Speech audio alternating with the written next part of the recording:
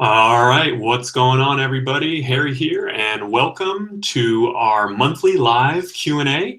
And just want to let people start filtering in here. And like I said, so we do these monthly live Q&A sessions every single month. And today we're going to be talking about kind of a lot of the top news stories. So we typically use the same format. We go over some top news stories. We go over a few of the latest app updates. And then we focus on the live Q&A portion where we go ahead and basically cover everything you guys need to know. That's what you're here for. Ask all the questions you can. I'll give all the answers I can.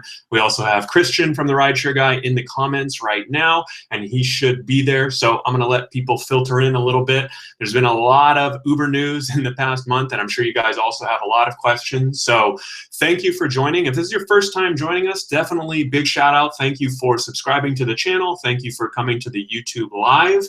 And let me know if my sound is sounding okay, because obviously I don't know, and hopefully the audio and video is doing well. So why don't we start off by everybody, let me know where you guys are coming from and how long you've been driving for Uber and or Lyft. It looks like we got a few people filtering in now, which is great. So Phil just chiming in, he says, well, not much news with Uber, and I'm assuming that's a joke because obviously there's been a lot going on. So hopefully you guys have a bunch of questions that you've brought here, and like I said, we'll get to the questions towards the end. I want to go over a few news stories, a couple app updates, things like that. It looks like we've got Manuel Lopez chiming in. He's from Upland. Message retracted. I don't know what happened there. PM from South Jersey, Clark from San Luis Obispo. Almost 3 years. That's awesome. So that's super long in rideshare years. And I see our buddy Anthony. Anthony, thanks for joining. He was our tour guide in Austin. So if you guys read our recap of Austin, he was a big help there. So what's up, Anthony? So thank you to everyone for joining. I'm going to go ahead and get started. Make sure you stay tuned to the end too. We're going to go for about an hour. So if you guys are watching live right now, stay tuned to the end. I'm actually going to give you the opportunity to win a little Rideshare Guy swag. So today we've got the maroon hat. Hopefully I didn't give out this color last time, so you can see how it looks on me with the Rideshare Guy hat. And if you guys can stay tuned to the end, we'll do a little giveaway, and I'll probably give out at least 3 or 4, maybe 5, I don't know, however generous I'm feeling, we'll give away some hats. And if you guys were on the last YouTube Live, I gave out a bunch. I think I gave out like 15 last time, so we were real generous, and probably won't be that many this time, but I actually forgot to mail them out. So for everyone who reminded me, you should have got your hat by now. If you didn't get your hat, shoot me a message, but thank you for reminding me. So awesome. Looks like we've got a really diverse group of drivers. We're up to about 70 live right now, so let's go ahead and get started. And like I said, we do these monthly YouTube Lives every single month, the first week of the month, usually at 5 p.m. Pacific time. So hopefully you guys are going to get a lot out of this. Rick, that's right. Stay tuned to the end, man. I'm surprised. If you haven't won one yet, hopefully today will be your day. So, like I said, I want to go over a few of these top news stories because, frankly, there's been a lot that's happened. So, if you guys need a quick recap, basically, there was on the last YouTube Live, I actually just mentioned the Delete Uber campaign. So, I won't go into that again because we have talked about that before. That was actually a month ago that whole Delete Uber stuff happened.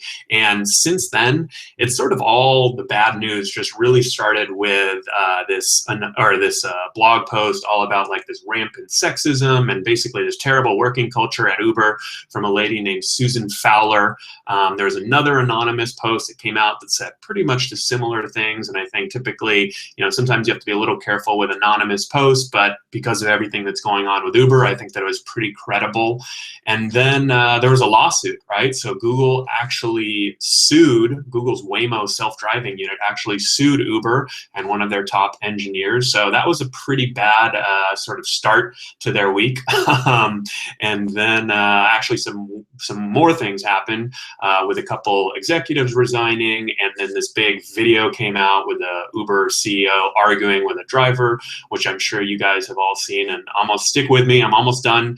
There was also a New York Times story that talked about this gray ball program where Uber was basically basically tagging certain people in the system to prevent them from giving tickets to drivers, which I actually think was kind of a good thing. But so that's sort of a breakdown of all the crazy Uber stuff that has been happening in the past month. So Let me know which story you sort of think is the craziest. I mean, I see a lot of questions coming in, so that's great. Make sure you guys save all those questions. We're going to get to all of them. And yeah, I mean, Phil says by the power of Grayball. So Grayball was this interesting program where Uber basically tagged certain, like government officials, certain people, and prevented them from getting rides. They actually showed them, fake cars and things like that, because at a time, a lot of drivers were frankly getting tickets, and a lot of drivers were having all these issues with the government. So I actually was a pretty big fan of this. I didn't know what it was called until the story came out, but I think the Grayball program was a good thing for drivers. Now, the reason why I think it's such a big story is because obviously there's big potential for abuse, and now that Uber's a $70 billion company, they probably shouldn't be using those types of tactics. So definitely, that's something that is pretty interesting. It looks like Emily is chiming in. She says, yikes, I think the video of the CEO is the craziest. And you know what? I would say out of all of these stories, I tend to agree with you, Emily. I think that video was probably the biggest story. Frankly, it wasn't super shocking to me, and I'm curious to know, were you guys shocked? What was your reaction when you saw that video of Travis Kalanick, the Uber CEO, arguing with the driver? I mean, that's sort of who he is. That's sort of what a lot of Uber's tactics, they sort of, that's one of the biggest complaints about driving for Uber, right? They do provide all this opportunity, all this flexibility, but at the same time, they do sometimes treat drivers like they're disposable, right? They lower rates. We've covered all of these issues. So I think that that's definitely, one of the more shocking stories. So looks like QC says, yeah, Marcos says he needs to grow up. I agree. And I think that's the big thing that came out of that video, is that really my impression, if you're a $70 billion CEO, you can't be acting like that. I mean, I was doing an interview with a reporter, Allison Griswold from QZ, and she mentioned too, it was kind of funny that, he got busted sort of dancing to Maroon 5. That was a little embarrassing for him, but I think more than anything, it was really just the kind of childish behavior, right? If you're the CEO of a $70 billion company, you got to act a little bit more mature. And as Christian says in the comments, you got to put your seatbelt on, man. How many of you guys noticed that he actually wasn't wearing his seatbelt? That was sort of one of the, I noticed probably the second or third time I watched the video, but Christian told me he couldn't stop staring at his seatbelt.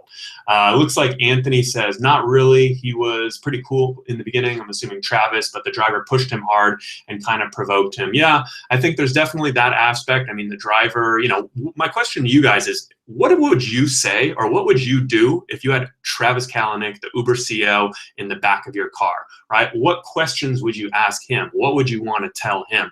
I mean, I think I know for me what I would want to say. I would probably want to say something like, hey,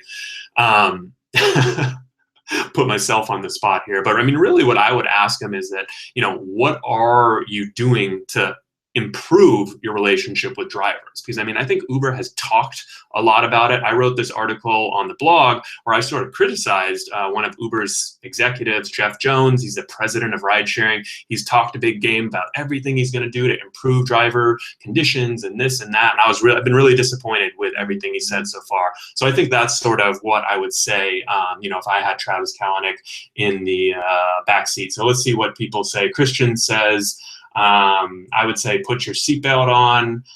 Clark says, yep, noticed it first time. And Anthony says, I love the babes on his arms. Travis is a babe magnet. And yeah, I will say he did have 2 babes in the car. So that was pretty funny. Lance says, what are you, against getting a tip? He would say that to Travis. And then let's see, Phil says, hey Travis, can you just tip me in the app? Oh wait, so it looks like a lot of you guys would actually ask him about the tipping option, which I think is definitely pretty good. Naz says, I would rate Travis 1 star if he was my passenger. So that's funny. But all right. So, I mean, that's sort of a recap of the news story. So like I said, if you guys are just joining, we're almost up to over 100 live viewers right now. That's awesome. If you guys are watching this later down the road, you won't be able to see the live comments coming in, but you can definitely leave a comment below the video and I'll do my best to get back to it and make sure that I answer you, ask a question, and I'll make sure to reply. Or of course, if you guys ever have any questions, you can always email me, harry@therideshareguy.com. I try to provide really great support, and hopefully you won't get the same experience as when you email Uber. So Seems like we got a lot of good questions coming in, and I'm going to go ahead and move on now. We've kind of covered some of these top news stories. I want to talk about a couple app updates. Well, not quite, but you'll see what I'm getting at. And then start getting your questions going, because we're going to spend, like we normally do, we're going to spend the last 45, 50 minutes just answering all of your questions. So I've got Christian in the comments there, and he'll be answering some questions, and then I'll answer everything that I can get to here on the live chat. So Extreme Secret, I like this comment. He said, I would actually thank him first thing. So that's an interesting one.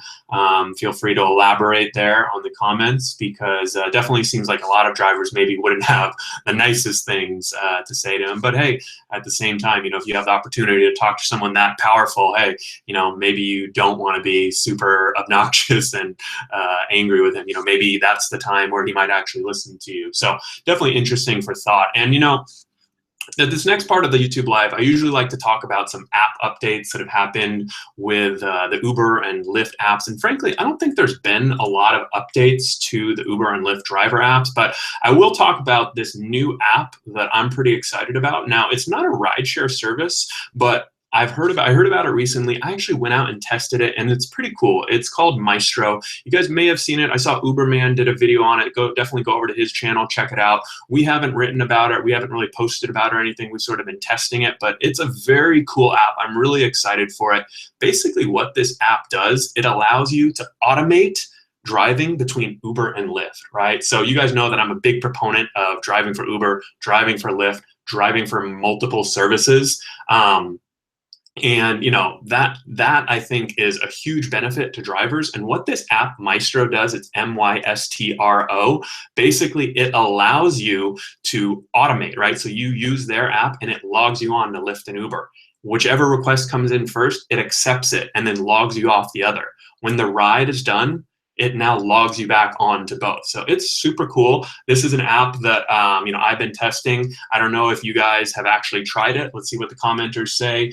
Ndiara says, I use Mystro. I don't actually know how you say it. I'm pretty sure it's Mystro, but I'll probably get it confused because I'm bad with names. He says it's the bomb diggity. QC Rideshare says it's in beta. He couldn't log in.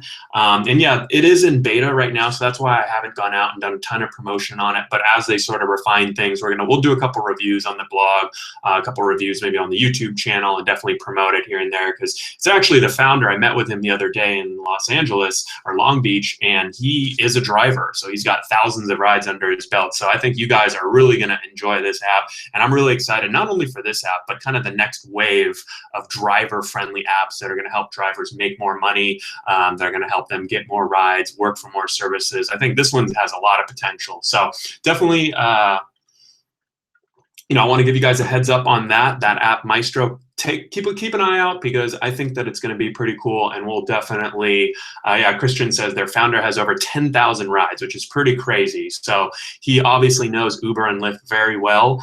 Clark says, I am testing Mystro. It seems to be working well. Seems to run slow on my Droid Turbo 2. Exactly. It's not perfect yet, and that's why I haven't sort of gone all in and promoted it, but definitely going forward, I think you guys are going to like it a lot.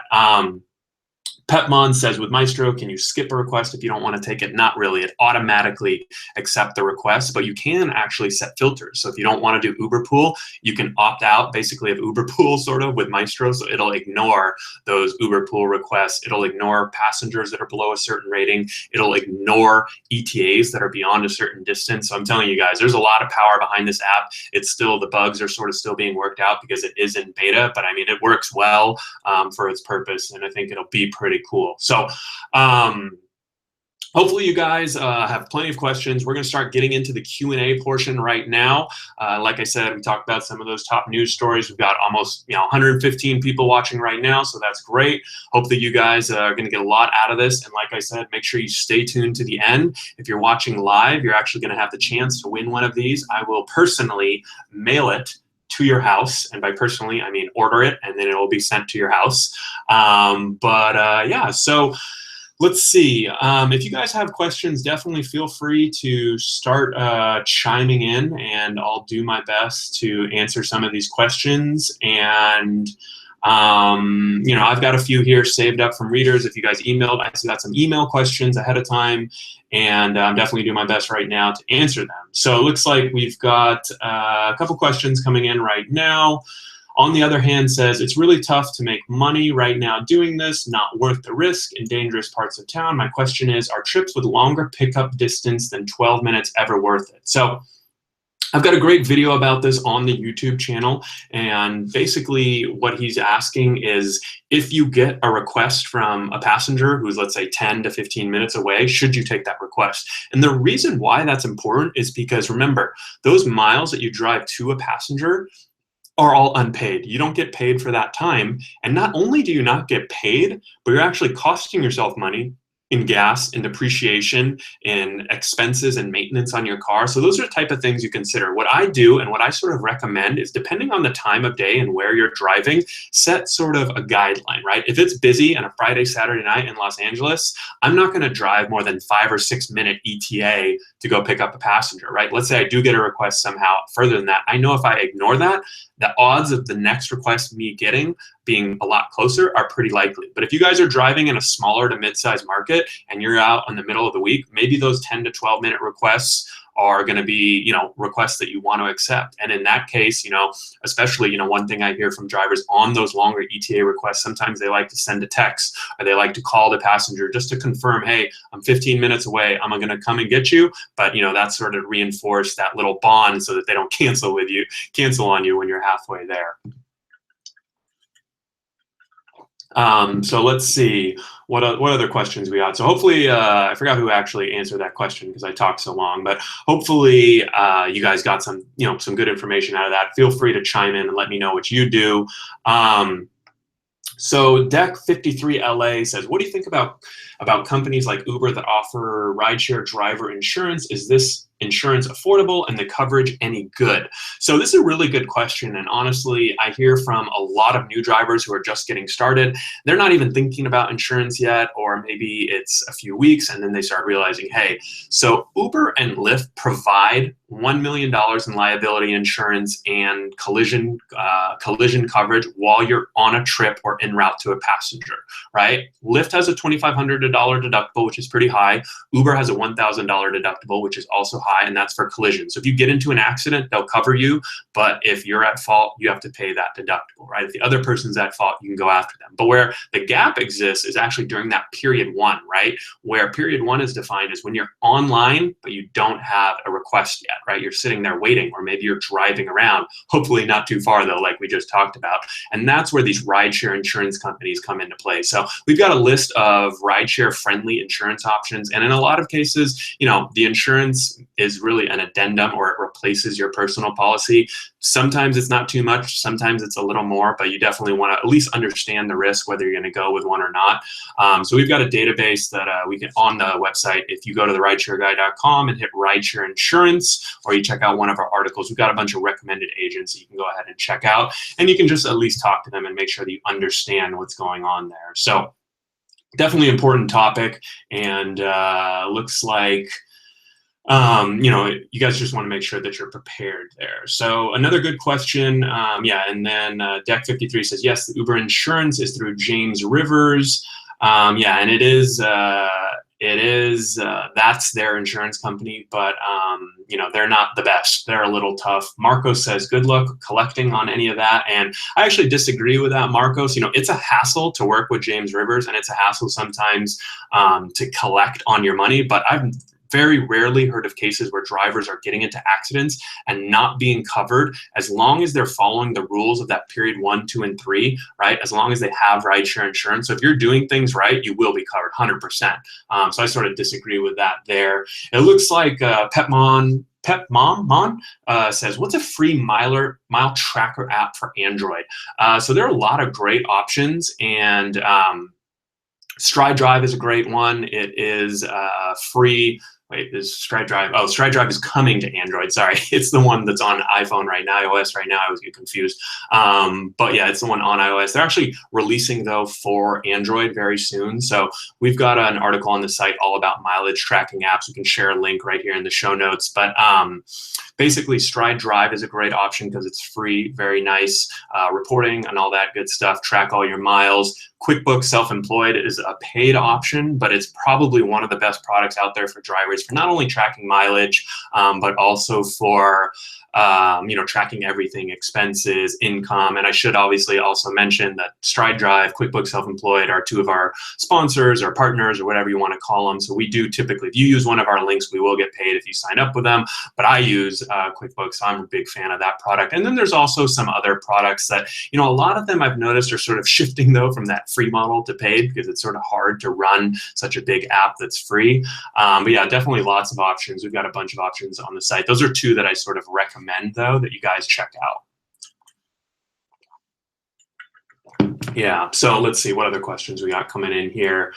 Yeah, Silent Rideshare says, hey, I noticed rideshare insurance in Tampa, Florida is expensive. And that's right. In places like Florida where there's only one option, rideshare insurance can be expensive. In places like California where there's 7 options, it's way cheaper because there's so much competition. So that's one thing. If you're in a state like California and you haven't at least gotten quotes for rideshare insurance, I think that's a big mistake. That's a no-brainer because there's so many options and it's so competitive. Definitely recommend checking that out. So let's see, Trader1727 says, Harry, thanks for the swag. So sounds like you got my trucker hat. So look, I do actually send them out. And Glenn Blake says, political climate in Los Angeles is bad for Uber, drive full-time for Lucy. I'm not sure exactly what that means, but I'm assuming that he's referring to the fact that Uber has had a lot of bad press in the past month, and some drivers are reporting that, and honestly, I've sort of noticed this myself too, that with Lyft, it seems like over this past month of bad press for Uber, Lyft requests are shooting way up, right? I'm getting messages from Lyft drivers all over the place that are either signing up and getting lots of rides or just getting rides more frequently. So I guess my question to you guys right now, if you're driving for Uber and Lyft, have you noticed a big uptick in your Lyft rides, or are you seeing about the same? Do you think that all this bad press that Uber has really had an effect on their bottom line? I'd be curious to know from you guys, and just let me know what city you're in. Since there are so many, so there's lots of different, obviously your situation might not be exactly the same as someone else, but definitely, that's one thing I've noticed. I know Alex asked me this over email. He asked if I noticed a drop in Uber requests the past month. I don't know that I've actually noticed a drop in Uber requests. I'm going to actually go out, do some Uber and Lyft driving after this and probably do a bunch of rides this weekend. But I in the last few weeks when I went out, I haven't noticed a big drop off in Uber, but I have noticed sort of that uptick in Lyft. It looks like we've got some people chiming in right now. PMDBTO3, man, you guys got to get better, easier usernames for me to say. Says they've been seeing an uptick in South Jersey on Lyft. James Cook says, I agree, more Lyft rides in Omaha. I haven't drove for Uber in 4 months. Allison says, hi. And then Rick says about the same. I make half of the amount that I make on Uber. And Q Storm says, I see the same, and I'm in Chicago.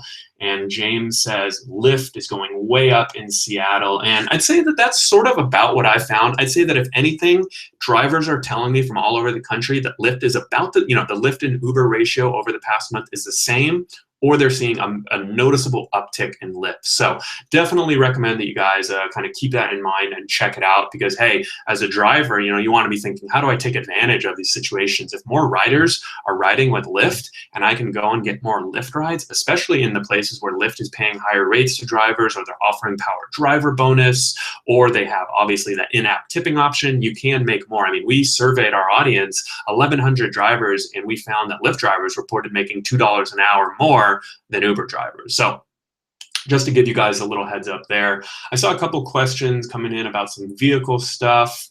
Matt says, do you have a referral code for Mystro? Apparently you need one to register. And yeah, that's right, you do need one. Maybe Christian can chime in with ours. Otherwise, we'll go ahead and shoot me an email later and we can figure out a way to help you guys get set up with that. Vaughn says, I see more Lyft passengers in Boston.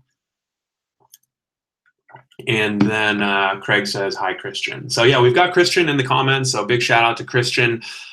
He's helping answer all those questions. He's one of our most senior writers and does a ton of work on the blog. So definitely big ups to him for sticking around in the comments, moderating. Haven't had any trolls yet in the comments. I was kind of hoping for at least one. So I saw a couple questions come in about damage to people's vehicles, something about a Mercedes. Keith is in here asking, so I'm screwed, I'm getting help with a rider doing damage to my car, and I'll definitely be able to answer that question. Let's see, did anyone else say anything? So basically, you know, when passengers are damaging your car, a lot of you guys are probably familiar with the most common damage to your car is going to be the puke situation, right?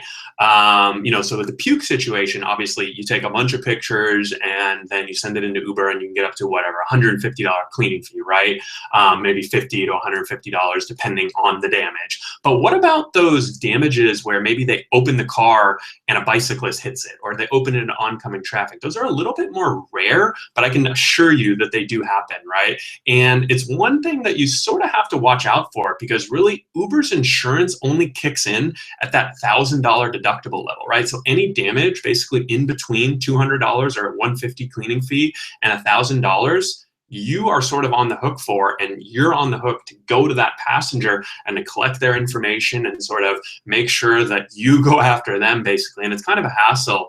If you wait after the fact and ask Uber for their information, they're probably not going to give it to you because of privacy issues and things like that. So if you ever get into that type of situation where, you know, it's probably a good idea to, you know, if anything sort of out of the ordinary happens, or you think the damage is going to go over the cleaning fee amount, you probably want to get that passenger's contact info. So it looks like Keith is saying, no, he kicked the speaker and door panel. So, I mean, yeah, there's some crazy stuff that can happen. And honestly, you know, I think my advice, though, is still pretty much the same. You're really going to have to try and resolve it with that passenger. And it's not ideal, but I mean, you can do things like filing a police report. But, you know, you want to try and get their contact information. If you have their pickup and their drop off point, you can maybe try and figure out where they work or live or something like that. But Uber's probably not going to be much help in that situation. You can try and get them deactivated and try and have Uber help you, but I haven't heard a lot of drivers having much success. So it definitely kind of sucks in that situation. But you know, maybe you want to end up taking this passenger to small claims, or at least threatening to do that so that they'll go ahead and help you. All right, so let's see. We still got some people chiming in. It seems like Uber's still doing well in their cities. And looks like, yeah, Kevin asked if you filed a police report, Keith. I think that's definitely a good idea. So QStorm, how does Uber insurance work? I think we just answered that, but maybe rewind a little and check it out. SSL 100 says a passenger opened my sunroof from the back seat. Yeah, I mean, there's lots of these types of issues where you could have potential damage to your car, and it's really going to be on you. I mean, think about if you were a business, right? If you guys are sometimes think about like this, like you're a business, and not rely on Uber, or rely on them as little as possible, right? If someone came into your business and damaged your shop or damaged something, what would you do? Call the police, file a police report, go after that passenger. Sometimes it's sort of similar with rideshare. That's sort of what you have to do in order to go and, you know, get your money back, or get, you know, whatever, the police to go after these guys. So kind of sucks, but I mean, at the same time, you are running a business, and these are some of the downsides of running a business. So let's see. Craig says, does Lyft require minimum rides to get paid? And I think you're just referring, Craig, I think you're just referring to just generally driving, and Lyft doesn't require any type of minimums. You can go out and do one ride, or you can go out and do 100 rides, and you'll get paid for each one. So QC Rideshare says, is there any chance of Lyft, their driver rating system, changing to the average of 500 rides like Uber does? And so that's a great question, QC Rideshare. Thank you for joining. I've definitely seen your name before, and I believe you have your own channel. I think I've watched a video or two, so big shout out there. Keep up the good work. But Uber bases your driver rating on the past 500 trips, whereas Lyft only bases it on the past 100 trips. So, you know, personally, I mean, I guess I would say that if you have a high rating, it kind of works in your favor to have it based on the past 500 trips. And if you have a low rating, it sort of works in your favor to have it based on the past 100 trips, because it's obviously a lot easier to bump your rating up on Lyft because it's only based on the past 100 trips, whereas on Uber it's past 500 trips. So that's sort of one thing that I tell a lot of new drivers. Hey, your rating doesn't matter that much as long as you can stay active. But if you do want to kind of start out with that high rating, it's important to sort of be conscious, be aware right from the get-go. I mean, really understand your city, just the basics, the navigation, the top landmarks, which freeways are running which way. You don't need to be an expert. You can tell the passengers, hey, this is my first trip, but you got to have that common sense, at least when you start.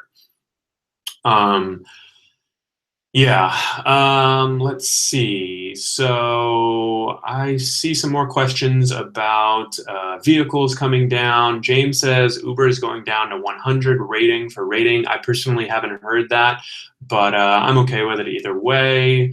And Extreme Secret says, don't accept riders lower than 4.6 at night. That's the best way to avoid shitty riders. I don't know if I'm allowed to swear on YouTube, but whatever. I just went for it. I don't think anyone's going to bleep it out. But yeah, that actually is a good point, Extreme Secret. We have a couple articles on this that, hey, especially if it's busy out there and you see a passenger that's 4.5 or below, I mean, they're probably rated 4.5 or below for a reason. I mean, they've probably done something in the past. Maybe it was right, maybe it was wrong. I don't think it's that big of a deal to ignore that request, especially if you're just going to get one like that, within 30 seconds. Let someone else take it. I mean, that's sometimes, being a savvy business owner, you have to do what's best for you. And I mean, I don't think it's too bad because you're not leaving them out in the cold. Someone's going to take that rider. But hey, when it's slow, maybe you take a lower rated driver. But when it's busy, maybe you only take passengers above a certain threshold. And that's one of the things I liked about that Mystro app I mentioned earlier, is that it actually allows you to set thresholds for passengers. So if a 4.5 passenger comes in, you can set your threshold at 4.6 or above, and it'll ignore all of those passenger requests that come in from passengers with 4.5 or below. So that's a pretty cool feature. And let's see, we've got some other questions coming in here. So again, thank you guys for joining. Mo says, Harry, please answer my question when you have a chance. And I think I saw you ask me a question. I don't know if I wrote it down because it was right before, but Mo, feel free to ask your question again, and I'll definitely try to answer it. Q-Storm Chicago Uber driver says, do you use MileIQ, Sherpa, or why? I like I mentioned earlier, I like Stride, Drive, and I like QuickBooks Self-Employed. MileIQ is a good option too. I actually have seen a lot of drivers signing up for MileIQ. Personally, Sherpa Share is a good option for drivers. Personally, I sort of have a personal problem with some of the people at their company. I don't really like the way they operate. That's a whole different story. But on a personal level, I don't really recommend Sherpa Share for that reason. But hey, if it'll save you money, do whatever's best for yourself. There's definitely no shortage of options there. And let's see, I saw a couple good questions about vehicles that I wanted to get to. And let me see if I can find it. Can't find it, but I saw some questions about vehicles. So feel free to ask again. The questions come in pretty rapidly here, so I'll do my best to see it and try to answer when I get a chance. Let's see. So hopefully you guys are enjoying this live session. Like I said, we do these every single month. So if you haven't subscribed to the YouTube channel, definitely do so now. Hit the little subscribe button, give us a little like on this video. Don't worry, we're not ending, but I'm just taking a little break. And let's see, Matt is asking, how do we register for Mystro? So Mystro is in beta right now. We'll send out some information on the blog and keep you guys apprised there. And I think that you need a code, which I'll figure out what that code is that I can share. And then you guys can go ahead and get signed up. There we go. This was a question I want to answer. So Frankop 911, thank you for asking this again. He says, if you buy an Audi Q7 or Volvo XC90, would it be compatible for Uber Select and XL now in Los Angeles? So off the top of my head, I believe that Audi Q7 and Volvo XC90 are 6-seaters, right? And to drive for Uber XL, you need 6 seats. And to drive for Uber Select, you sort of need that mid-level luxury. So I'm pretty sure that those cars would qualify. We have a page on our site that's actually titled Uber Car Requirements. And if you go there, you can actually check the actual requirements, especially when you're looking at select level vehicles, though. You really want to confirm with Uber. Email, maybe even in person, because you don't want to go out and make a purchase of an Audi or a Volvo or anything like that and have it turn out. But I'm pretty sure that those cars will be okay. And I mean, Marco says they are on the list. Yeah, and I'm like 99% sure they are on the list. Yeah, those 7-seater cars. But the thing that you want to keep in mind, especially for those drivers who are looking to do XL or Select, I actually really like those types of cars, like those Audi, the Q7 or the Volvo. Obviously, they're much more expensive and a higher barrier to entry. But the nice thing is that you can then go do XL, you can then go do Select, and you can even do Uber X when it's surging, right? Or when there's guarantees or bonuses or things like that. So it's definitely, gives you that more flexibility and then allows you to maybe build up your own passenger network, do all that kind of cool stuff. So let's see. Mo says, Chris said taxi company hires DV criminal charge folks, but any delivery companies like DoorDash, etc., hire friendly, those that have pending domestic violence charges, I think you're referring to. So I think that basically you're referring to that Uber and Lyft are strict with their backgrounds, right? If you have things like domestic violence or DUIs or anything kind of serious, even if it's a pending charge, they'll typically deny you. Now, there's no set and fast rules, but that's sort of like the loose guidelines on Uber and Lyft. And I guess what I can say is with delivery services like DoorDash or Postmates, they're more lenient. They allow you to only be 18. They allow you to have more speeding tickets, but they're still going to be somewhat strict on some of those things like, domestic violence or things like that. But a lot of these companies use different background checks, and the way that a pending charge might show up is different depending on the company. So, I guess my best advice is, especially with a lot of these companies, it's so easy to apply and to at least check that you might as well kind of do that and just give it a shot, because there's really not a great answer I can provide there. So let's see. The Travel Mom says, is there a non-tacky way to have a tip jar or sign? And I mean, I don't know that there's really a non-tacky way to do it. I mean, we just did a video and an article on the site about some jars and some boxes and some signs that you can do. I mean, it's sort of hard to make those elegant, I guess you would say. I think there's some boxes out there that are better. I know we just shared one on Facebook the other day, which was the original, I believe, from Carlos, the Rideshare candy jar, which a lot of drivers like, and that is maybe one of the more elegant ones. But I mean, at the end of the day, a light up or neon sign in your car is not that elegant. So I don't know that there's an elegant way to do it, but I mean, I can say from drivers that are testing signs, boxes, jars, whatever they might be, it's working. Drivers that are using these are clearly getting more tips. They're not seeing much of a dip in their rating. So if you haven't at least considered a tip jar, or you want to make more money, that's definitely one of the ways. It might not be the most elegant, but hey, sometimes if you want to make more money, you kind of got to do what others aren't willing to do. So let's see, what else do we got here? McCarlin says, I have a tacky, inexpensive tip jar, works a little. And yeah, I mean, I guess that's a great analysis right there. They work. Some of them work better than others, and some drivers see better results than others, but I've very rarely heard from a driver that's using it and saying they're not getting tips or anything like that. So let's see.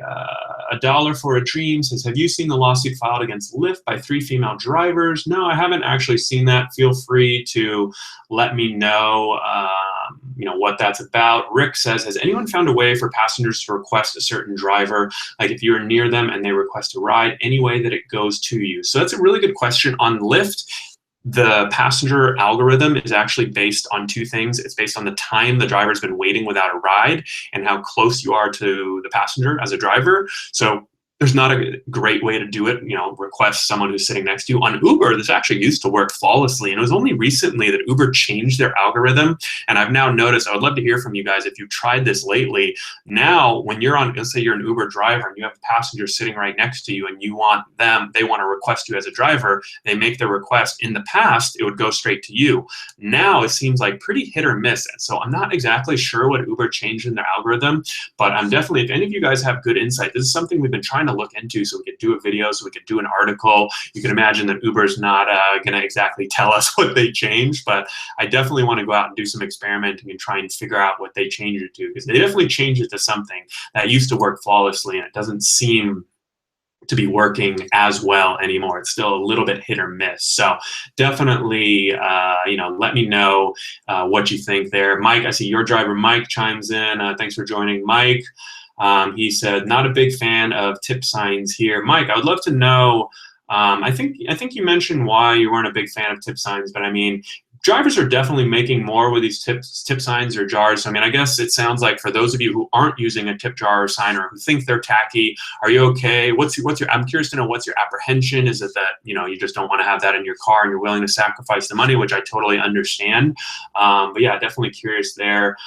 David Lee says, how much can I bring in a week driving from 5 to 10 weekdays and 10 hours during the weekend? So, I mean, I think a good estimate is about $15 an hour before expenses. That's what, when we surveyed our audience of over 1,100 drivers responded, and average pay before expenses was $15 an hour. Now, if you're in a city like San Francisco, it might be a little bit on the higher end, 20 to 25. If you're in a smaller or, more rural area like a Phoenix, I shouldn't say rural, but, a smaller to mid-sized city, it might be lower, 10 to 15 an hour. So, the pay varies, but that should give you sort of an idea there. And then obviously the busier hours, Friday, Saturday nights that you work, the more you can make there too. So hopefully that gives you guys some good insight. Phil says, gray ball, that's why it stopped working. LOL, I don't think that quite works. Christian says, Lyft still works sometimes for arranging rides, but can only do it 3 times. Yeah, Lyft has always been a little bit hit or miss. And yeah, I mean, but Uber was always 100% or 99%, except at the airports where they use that queuing system. And now it doesn't seem to be working nearly as frequently. Looks like we got a question about delivery, which I definitely want to get to. Anything else before I move on, though?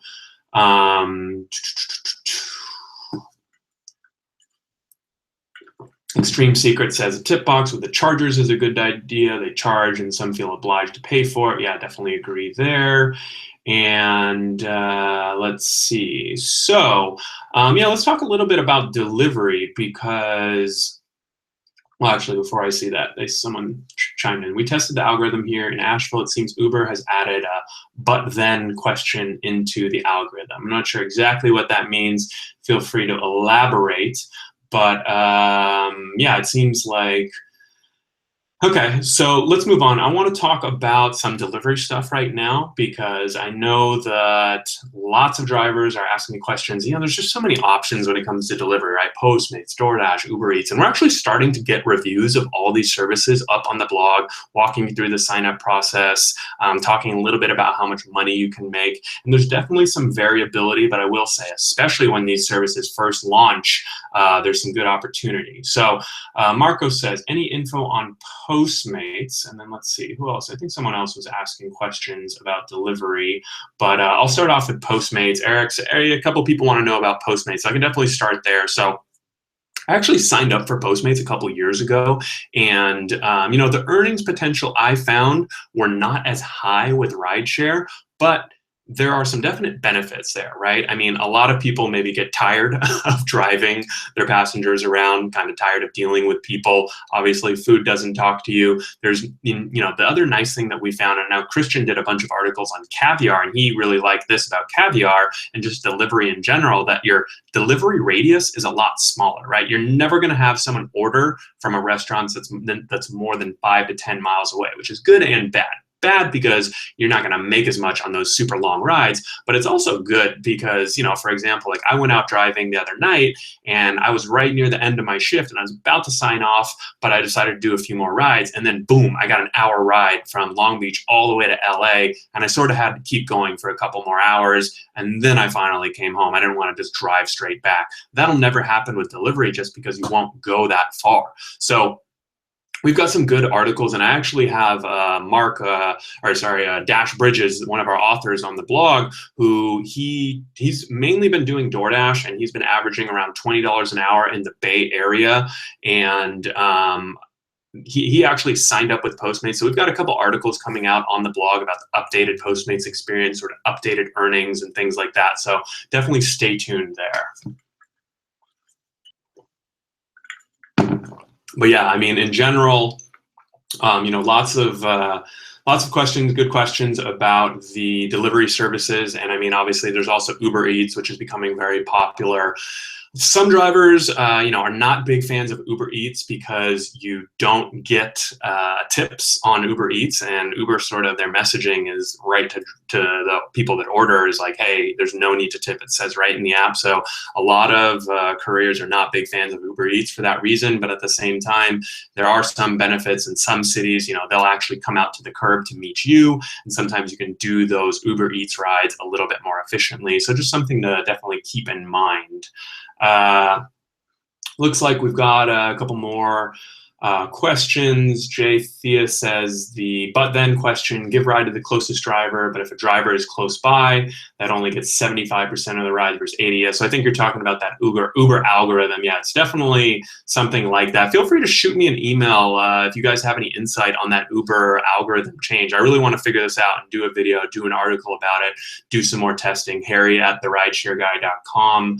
And so Driving SoCal says, compared to Uber Eats, Postmates, E24, DoorDash, Hunger, what's the difference? Can you be on all of them? And I guess what I would say is that honestly, a lot of these delivery services, the idea is the same, but the pay is going to vary from one to another. And frankly, the experience, some drivers just might have a better onboarding experience with one company than others and might prefer it because of that. Some of the apps give some more information. I haven't found one delivery app to really stand out among the rest. So, I guess my advice is that if you're even considering delivery, do a little research. We've obviously got a ton of information on the site about it, but then pick one and go with it and just see sort of how you like it before you consider adding. Because, you don't want to go and sign up for 5 delivery services. Try one and then see what it's like, and you can kind of take things from there. So Marco says, I got an Uber Eats the other day from Summerlin all the way down to the Strip, and it wasn't worth it. So it sounds like you're in Vegas. And yeah, in some places, in some cases, that delivery can be tough. So, that's the other thing, right? If you're trying, obviously it's very busy during lunch, but if you're trying to deliver downtown, for example, right, there's not going to be any parking. John, one of our contributors on YouTube, just did a great delivery video where one of the things that he talked about that I really liked was he said when he's doing delivery, right, metered spaces are usually controlled by like a third party, and so they're always around like sort of looking to get tickets. But if you actually park in a red zone, or if you double park and just put your flashers on, those meter maids can't give you tickets for parking there if it's one of those third party sort of outsourced ticket systems. And a lot of cities actually have that. And cops, obviously cops aren't nearly as frequent, and even then cops often won't ticket. And hey, if you get a ticket, I'm not responsible. But that was definitely one good tip that John shared on his last video. So definitely something to consider. There's definitely quite a few options. So Phil, I saw some, so my email is harry@therideshareguy.com if you guys are going to send me into that info on the algorithm, and we'll figure it out together. Or you can maybe educate me because clearly you've already done it. So that's awesome. So Phil is saying Google Project Fi is the best phone service for rideshare drivers, no question. I could explain it, but it involves math, LOL. So, I've heard a lot about Google Fi. And so for those of you who don't know, I'm not an expert in Google Fi, but it's basically this new phone service. And I'm not sure exactly how it works, to be honest, but I've heard great things. And I think it's just super cheap, has great service. We actually did a big comparison of all the data plans. There's obviously the AT&T, the Verizons and Sprints and all those, but those are super expensive. So Google Fi may be something that we can look into. You guys feel free to share more information on that. And, we can always look into it. But yeah, so we're going to go for another maybe 5 or 10 minutes here. So if you guys have any pressing questions, definitely feel free to get them in. I think I've been able to answer almost all FI. Okay, yeah. I've almost been able to answer as many questions as I was hoping to. So if you guys have any final burning questions, definitely let me know.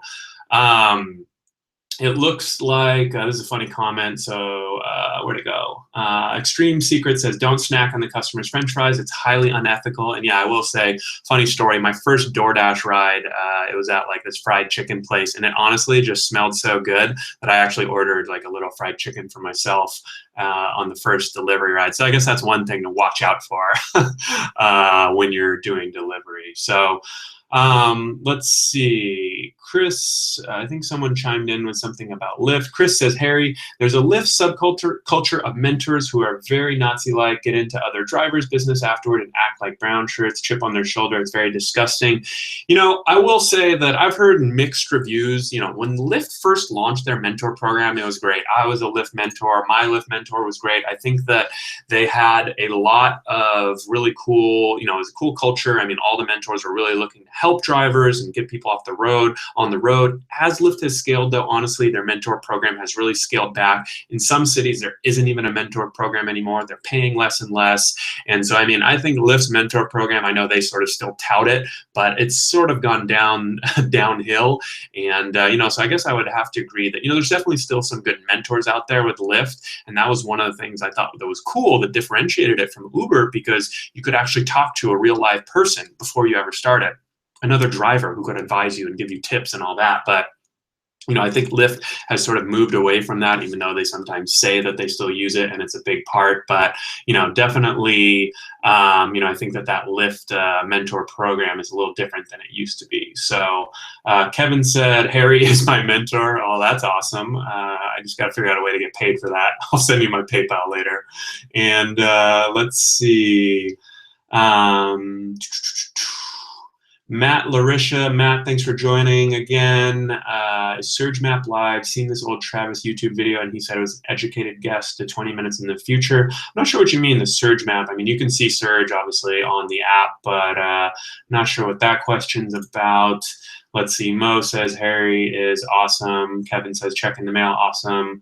And, oh, this is a good question. So Tim Tim S says, has anyone ever had to do Uber photo check before you logged in? This happened to me the other day. I actually went out driving, and before I logged in, Uber made me take a selfie. So you have to basically hold your phone, and there's a little circle, and then it makes you take a selfie. And honestly, I don't even think they're comparing it to anything. I think they're just sort of doing that to maybe scare off potential you know, people who are trying to access your account or something like that. You can imagine that if some burglar was signing into your account, they probably wouldn't want Uber to have a picture of you. And Christian just had a great article on phishing, so like phishing scams that Uber and Lyft drivers should be wary of, because now with Uber Instant Pay and Lyft Express Pay, we've seen a lot more scams, right? And you know, it's not super prevalent. It still doesn't happen that frequently, but definitely you guys want to be careful, right? Christian had some really good analysis. He can share a link to the article, but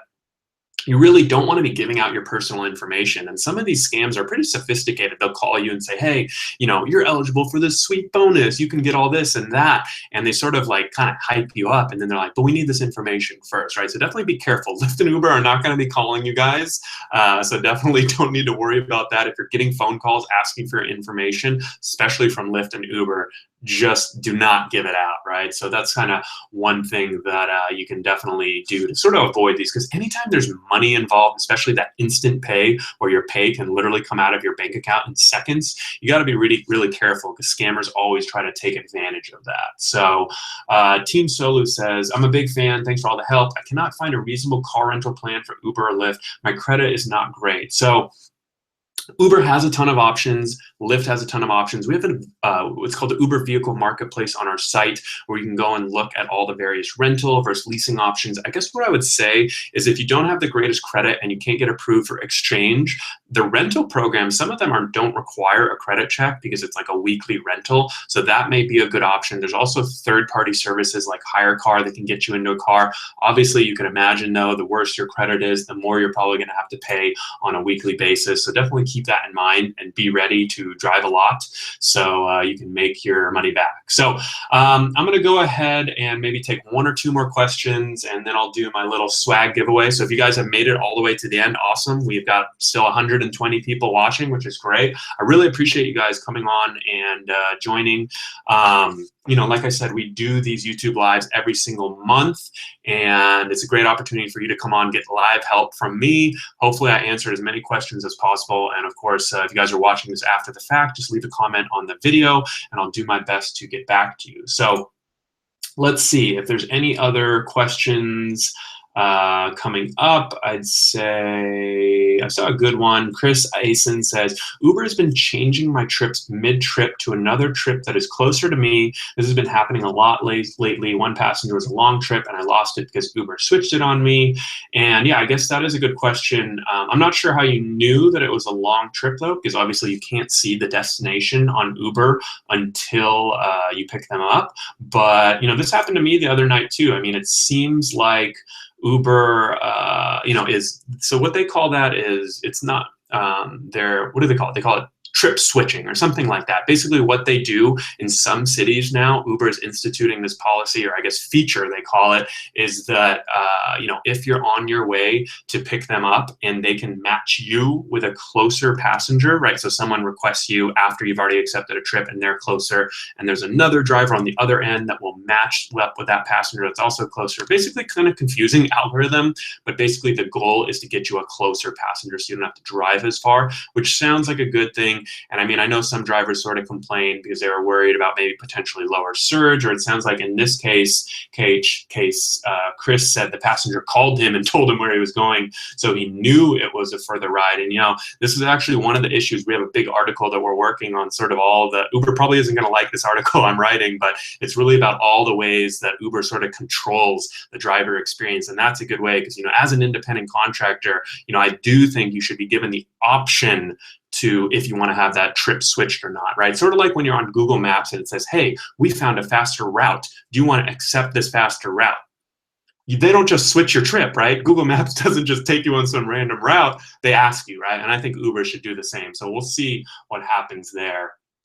Hopefully you guys got a lot out of this live Q&A. Let's go ahead and do this swag giveaway, since I've been talking about it a lot and you guys are probably all antsy. So here's the hat that I'm going to be giving away. We've got the nice maroon color today, and brand new hats, Rideshare Guy hats. So I know a lot of you guys out there probably already have some. I've been giving away a ton on the YouTube live, so hopefully you've been sporting them, telling all your friends about the Rideshare Guy. But in order to enter this contest, why don't you guys just give a thumbs up, so like this video, and then send me an email, harry@theridshareguy.com, with the subject line YouTube Live. So that's all you have to do to enter. Keep it super simple. And hopefully I'll, you know, depending on how many entries get, I'll pick at least 3 winners, 3 to 5 winners most likely, and then I'll get your mailing address and send it out to you. Hopefully I won't forget this time like I did last time. But as always, thank you guys for joining. It looks like Kevin, well, I'm not going to be sending you this hat. This is my hat actually, but I will, if Kevin, if you win a hat, I will put it on and try it on and then send it to you if you'd like. Yeah, thank you guys for joining. James says, thank you very much. Very informative. Definitely my goal. If you have any other questions though, I still want to answer them. You can always shoot me an email, harry@theridshareguy.com. As you guys know, we release new videos, 2 to 3 new videos now on the YouTube channel every single week. Kyle, looks like Kyle's chiming in. He says he wants maroon. Pretty sure Kyle already has a hat, but subject line. So if you guys want to enter, the entry is still open. All you need to do is like this video, give it a little thumbs up, and then go ahead and send me an email, harry@theridshareguy.com, with the subject line YouTube Live, and you'll be entered to win one of these hats that I'm wearing. And looks like hopefully everyone got that information. And if you guys do have any questions in the future, don't hesitate to reach out to me. We'll be back live next month. And so make sure to, we sent out instructions, but I'll leave them in the show notes for this video. Basically, you guys can actually turn on notifications. So that way, when we go live, you don't have to be checking your email, your calendar, or anything like that. You'll get a notification, which I think is pretty cool. Like I got a notification right here on my phone. Let's see, where is it? Right here. You can see right there, hopefully, I don't know if that's clear or not, but you can see that it says, hey, watch the March live Q&A, and it's like a live notification. So that's pretty cool. And then you guys can know when we're going live in the future. Otherwise, just make sure you're subscribed to the YouTube channel, and we'll talk more in the future. Thank you very much for joining. I had a lot of fun. I really enjoy these YouTube live sessions, and hopefully you guys keep bringing the good questions. We'll be back live again next month. And until then, stay safe. Make a bunch of money, and we'll talk soon. All right, take care, guys.